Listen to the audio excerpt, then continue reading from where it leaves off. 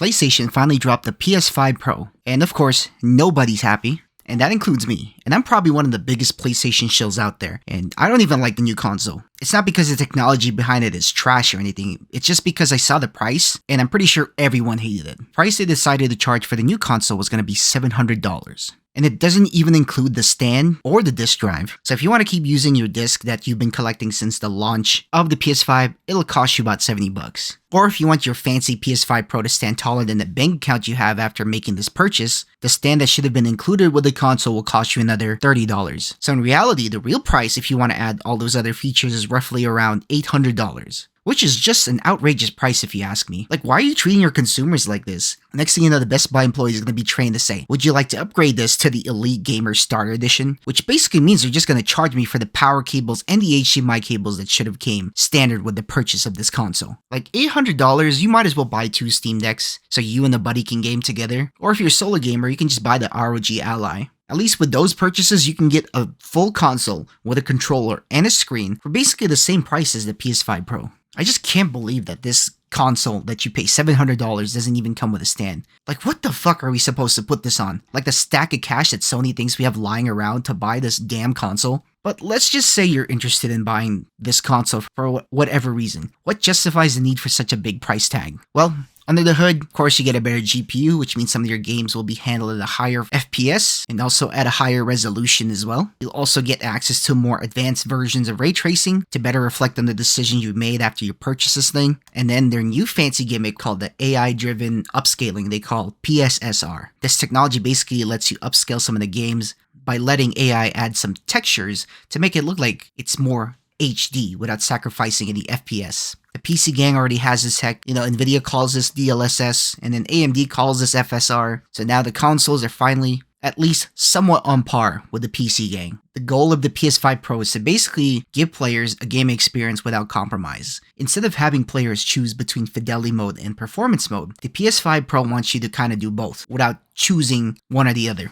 which is their biggest selling point in the Sony presentation that they've released on their YouTube channel. Throughout the whole presentation, they just keep talking about how the game looks better on the PS5 Pro compared to the regular old PS5. Looking at the images in depth, you can tell the left footage is definitely more choppy than the right footage, and the right footage is noticeably sharper than the one on the left. But the only problem with this is I literally had to glue my eyes to the screen in order to tell the difference, which is so unrealistic because most people don't play 1 nanometer away from their TV or their monitor. So in my opinion, this isn't going to matter to most gamers. So I don't know why they're trying to sell us on this point. I think they should have just focused on giving us new games to play to really test out the new hardware. Like a lot of the games that they've showed in the trailer were already released for the PS5. There's really no good reason to buy this console unless you're really just trying to flex on your homies that are still using their Poverty Station 5. I think a lot more people will be more receptive if they announced the price at $600. Like if it didn't come with a disc drive or a stand, I think that would be a fair price. But since it's $700, I don't know, I can't really justify spending that much money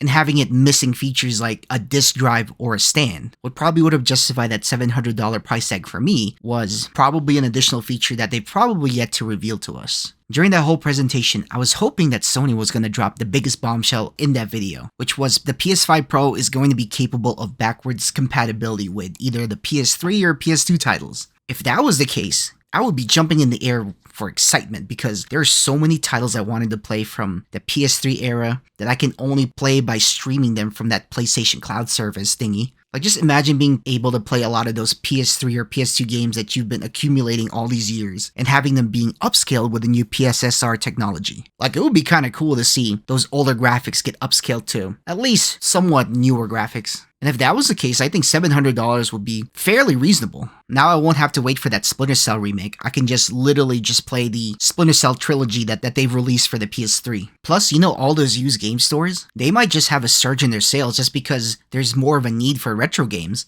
Just because the PS5 Pro now supports backwards compatibility with the PS3 or PS2 games. I think it'd be such an awesome feature to just pop any disc from any PlayStation era and just having it work with a little bit of upscaling with the help of PSSR and just having that just be a seamless experience just because you bought the PS5 Pro. Then maybe that $700 price tag wouldn't be so bad. Oh wait, my bad. It doesn't come with a disc drive, so you still really do have to pay $800 for this. Unfortunately, PSSR is only available on some games, and I'm pretty sure the backwards compatibility is only available for PS4 titles. I'm starting to think that this large price tag is due to the fact that Sony thinks a good chunk of their players still play on the last gen PS4. So they gotta make up their money somehow because these PS4 dudes aren't upgrading anytime soon. Like I personally know some dudes that still own like a jet engine PS4 and they refuse to upgrade. So I'm gonna need Sony to start aggressively pushing the PS5 sales because in order for gaming to move forward, we're gonna need more people on those newer hardwares so the devs can start making games with their new fancy tools that come with a PS5. I know in this economy that might be hard to do, but having the PS5 Pro release would be the perfect opportunity to reduce the price of the regular PS5. Then maybe the PS5 Pro's $700 price tag is ridiculous enough to convert these consumers to buy the more semi-reasonably priced consoles of the regular old PS5s. Maybe you can even do like a trade-in program like Apple does, even though the exchange rate is really trash in my opinion, but it's still something, you know? I mean, the other drastic change they could possibly do to at least make Sony feel like the PS5 Pro is going to sell is by giving the PS4 like a doomsday clock to where if they don't switch by this date, they're going to just stop supporting the PS4 altogether, and that's it. No more PS4. You're going to have to switch to the PS5.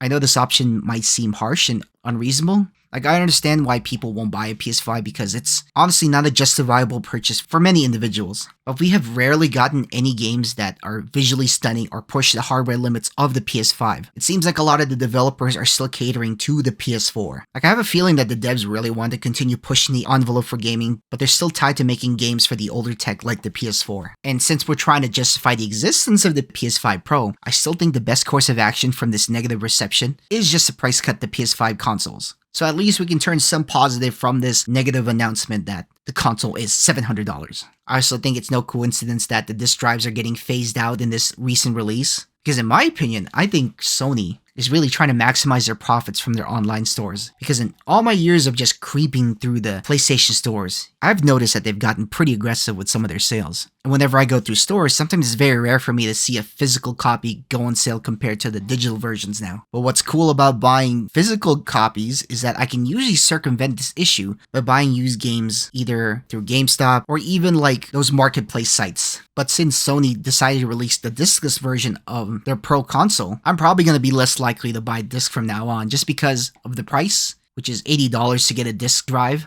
And also the fact that I'm just very lazy. Like, I have to install that and then I have to buy it. Like, that's two forms of like resistance that I'm not willing to go through. And if you indulge me a second by wearing your tinfoil hats, I think they're just trying to eliminate the people that buy disc versions from secondhand stores just to prevent you from borrowing a certain game from your homie down the street. Because at the end of the day, more sales will come to their online store, meaning that means more profit for them in the long run because they just opted for a discless version. And since Sony doesn't have to worry about distributing or making physical copies anymore, more money goes to Sony. Which is lame if you ask me because I love owning disc. I can physically let my friend borrow the game and let them try it. And then sometimes, you know, I can get it cheaper if I look hard enough. I'm just hoping the theory ends up being just a crackpot theory and not being an actual plan that I've uncovered through just pattern recognition. But you know, it'd be cool to have like a vast collection of video games behind me, just like my boy Foundflix. But anyways, I still think the price of $700 is still outrageous. What will likely happen is that the really diehard Sony fans out there will buy the console outright just because it's a flex. And eventually, the console might end up becoming a little bit cheaper around the holidays. Also because they'll probably have like some bundle sales to make it kind of seem like you're getting a pseudo discount. But overall, that's a lot of money to be throwing around for a discless version without a stand. Hopefully all this negative backlash will make them do something beneficial for the consumer. I will eventually get a PS5 Pro, I'll be honest. Because at the end of the day, I'm still a big PlayStation fanboy at heart. It'll probably just take me some time to save up for it though. And if one of my eyeballs just go missing randomly, just know it's because I needed to sell it in order to buy this PS5 Pro. So if you liked the video, go ahead and hit the like button and then subscribe to the channel. But until then, I'll see you guys on the next one.